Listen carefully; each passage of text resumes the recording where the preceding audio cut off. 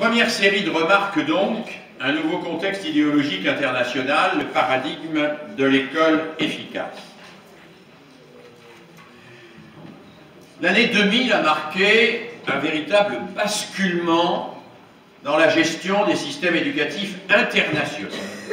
2000, c'est quoi? C'est la première livraison de l'enquête PISA. Alors, j'allais dire la première livraison de PISA, mais ça pouvait prêter à confusion. Donc, la première livraison de l'enquête PISA, qui est une enquête qui est effectuée au niveau international, qui mesure le niveau des élèves de 15 ans dans 3 domaines que sont les mathématiques, la culture scientifique et la littératie. La littératie renvoyant à tout ce qui relève de la maîtrise de la langue et de la culture. Qui fait l'enquête PISA? Alors, soyons précis, ça n'est pas l'ONU, ça n'est pas l'UNESCO, ce ne sont pas des organismes internationaux généreux et qui sont censés représenter le bien commun.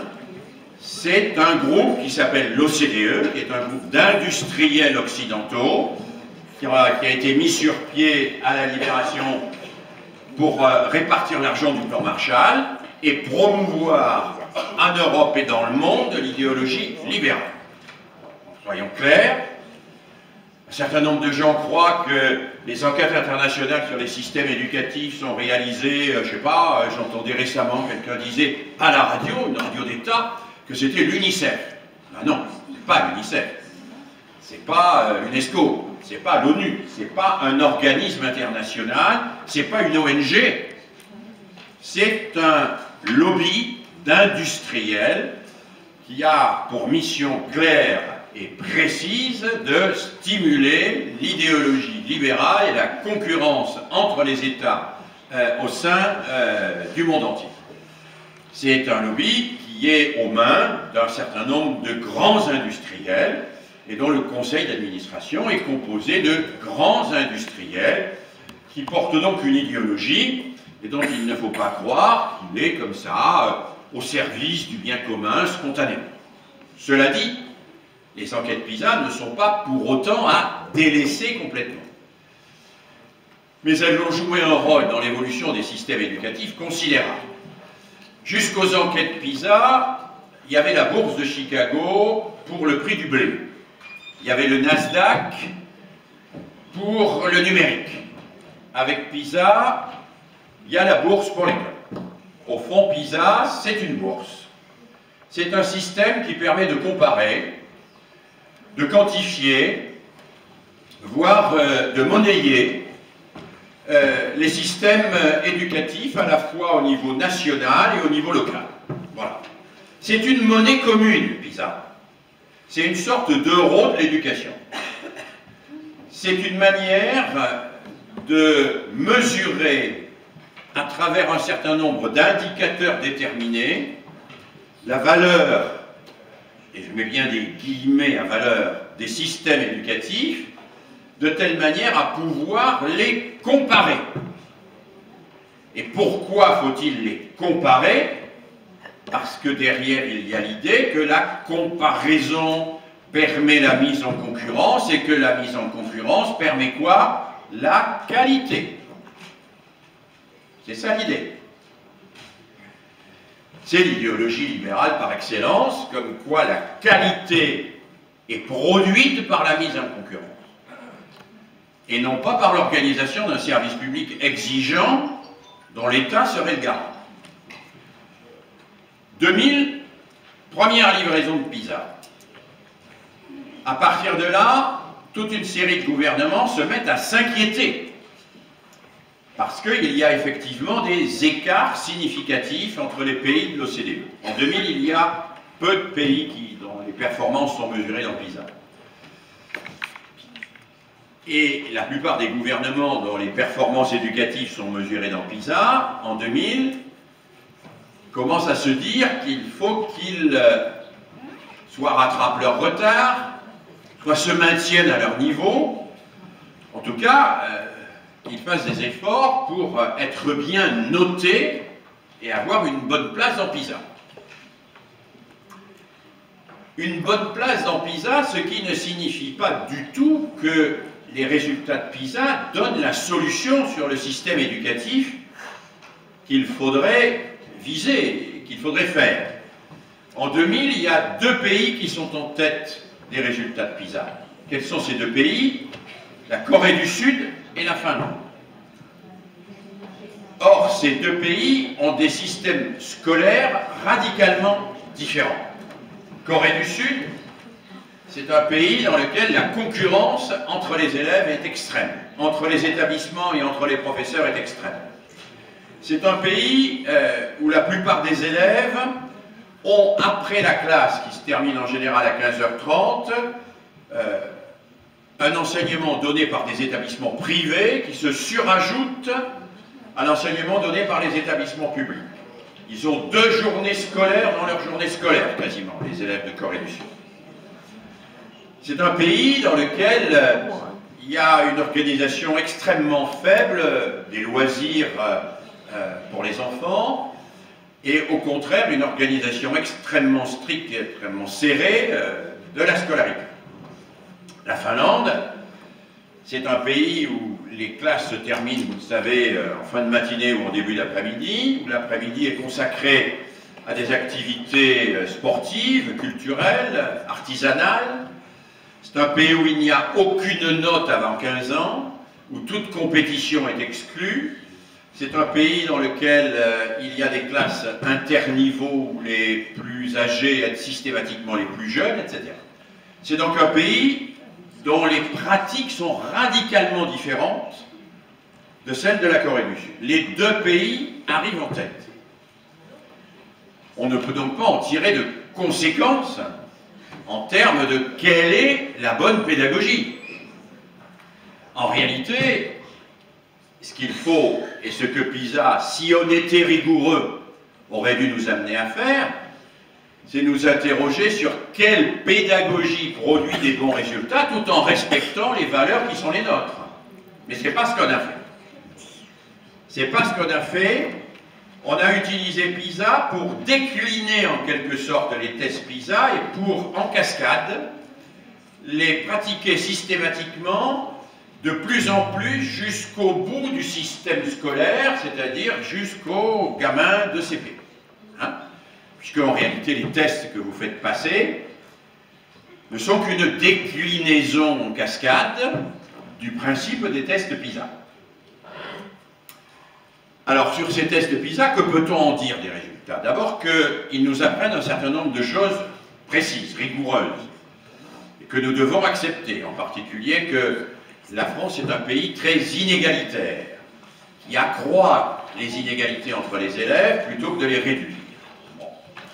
Dont acte.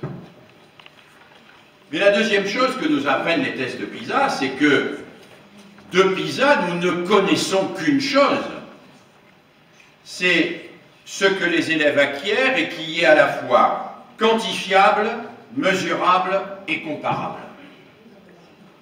Puisque pour pouvoir rentrer dans PISA, il faut pouvoir être quantifiable, il faut que ça fasse de la quantité, il faut donc que ce soit mesurable et que ce soit comparable. PISA ne mesure donc rien de toute une série de finalités comme celles que nous avons travaillées ce matin. PISA ne nous dit rien sur notre projet émancipateur et la manière dont nous le réalisons. PISA ne nous dit rien sur notre capacité à faire de la classe un collectif solidaire où règne l'exigence de précision et de vérité. PISA procède à une espèce de réduction de tête, ce que certains de mes collègues appellent un effet Givaro, hein, c'est-à-dire que PISA ne mesure qu'une toute petite partie de ce que nous faisons. Mais quel est l'effet catastrophique de cela? Et les États-Unis sont particulièrement lucides, nos collègues chercheurs américains nous le montrent. C'est que dès lors que PISA est décliné, alors il y a TIMSS, il y a PIRST, et puis il y a toutes les évaluations que vous faites passer vous-même à vos élèves. Dès lors que PISA est décliné, on produit systématiquement un effet que nos collègues américains appellent le teaching by the test, c'est-à-dire que les tests finissent par décider de ce que l'on enseigne. C'est-à-dire que le système éducatif finit par être piloté par les tests, et à terme, des enseignants que l'on soumet en permanence à l'obligation de faire des tests à leurs élèves, et à qui l'on laisse entendre que le niveau atteint par leurs élèves dans les tests atteste de leur qualité pédagogique, ces enseignants-là, qu'est-ce qu'ils font? Ils préparent les tests. Voilà. Ils préparent les tests. Alors cet effet n'est pas encore massif en France. Pas encore massif en France. Mais dans des pays comme les États-Unis, où les tests sont beaucoup plus répandus, il est tellement massif qu'on en vient à suspendre les tests. Parce qu'on s'aperçoit qu'il y a toute une série de savoirs, de savoir-faire, de disciplines, de sensibilités, qui ne sont pas prises en compte par les tests PISA. Ma collègue, que j'aime beaucoup, qui est une philosophe américaine, je crois, parmi les meilleures, qui s'appelle Martha Nussbaum, qui a écrit un livre qui s'appelle « Les émotions démocratiques », ma collègue Martha Nussbaum montre à quel point aux États-Unis, ils en sont arrivés à mesurer quantitativement toute une série de savoir-faire à caractère technique reproductible et à ignorer systématiquement toute une série de domaines dont elle estime, elle, qu'ils sont constitutifs de la démocratie. Martha Nussbaum a une analyse que je trouve extrêmement intéressante de la démocratie. Elle dit, dans la démocratie, il y a une vertu fondamentale, c'est l'empathie. L'empathie, c'est la capacité à se mettre à la place de l'autre, à comprendre la souffrance de l'autre. C'est la capacité à entendre que nous sommes profondément semblables à travers nos différences et que nous participons tous de l'humaine condition. Cette empathie, dit Martha Nussbaum, nous pouvons l'apprendre à travers la littérature, nous pouvons l'apprendre à travers le théâtre, nous pouvons l'apprendre à travers les arts, nous pouvons l'apprendre à travers l'histoire des sciences. Cette capacité-là, elle est fondamentale. Et Martha Nussbaum montre que la domination des tests quantitatifs a complètement fait oublier la formation à cette capacité fondamentale dont elle estime que sans elle, il ne peut pas y avoir de démocratie, qui est l'empathie. Alors, je ne veux pas faire de raccourcis rapides, ni même d'identification rapide avec des situations françaises récentes, mais on peut se demander quand même si la montée d'une certaine idéologie un peu brune ne renvoie pas quelque part à une baisse de notre capacité d'empathie. Empathie à l'égard des minorités, empathie à l'égard de ceux qui sont différents de nous, empathie à l'égard plus globalement de l'espèce humaine dont nous faisons partie. Je crois qu'il faut nous interroger à travers les tests sur ce que les tests risquent de nous amener à oublier. Parce que ça n'est pas mesurable. L'empathie n'est pas mesurable. Martha Nussbaum nous dit on ne peut pas mesurer, on ne peut pas quantifier la capacité d'empathie. On ne peut pas la quantifier. Néanmoins, elle nous dit, dans son travail, je vous invite à lire son livre « Les émotions démocratiques », vous verrez, c'est superbement écrit, elle nous dit, regardez cette cohorte d'élèves-là, qui a pratiqué le théâtre, la chorale, l'histoire des sciences, qui s'est engagé dans des actions humanitaires, regardez ce qu'ils sont devenus en tant que citoyens par rapport à ceux qui n'ont pas eu cette chance-là. Et elle nous dit, ce qui est catastrophique dans le système éducatif américain, c'est qu'en oubliant cette dimension-là, eh bien, on est en train de tuer la démocratie. On est en train de tuer la démocratie. Et on la tue non seulement à travers les enfants à qui on n'apprend pas ce qu'elle considère comme essentiel, à savoir l'empathie, mais on la tue parce que, et elle nous le montre bien, les principes de fonctionnement du système scolaire ont un effet de contagion sur le fonctionnement de la société.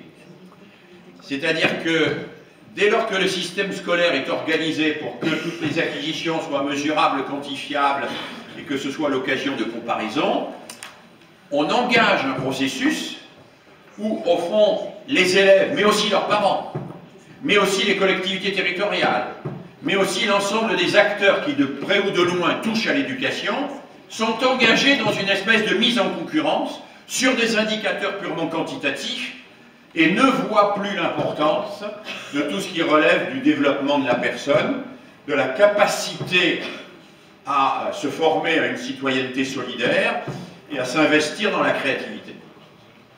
Et donc, nous avons là une première alerte, une alerte que je considère comme extrêmement importante et au regard de laquelle j'aurais volontiers envie de dire, comme je l'ai dit, je crois, je ne me souviens plus dans quel livre, éducateurs de tous les pays, unissez-vous.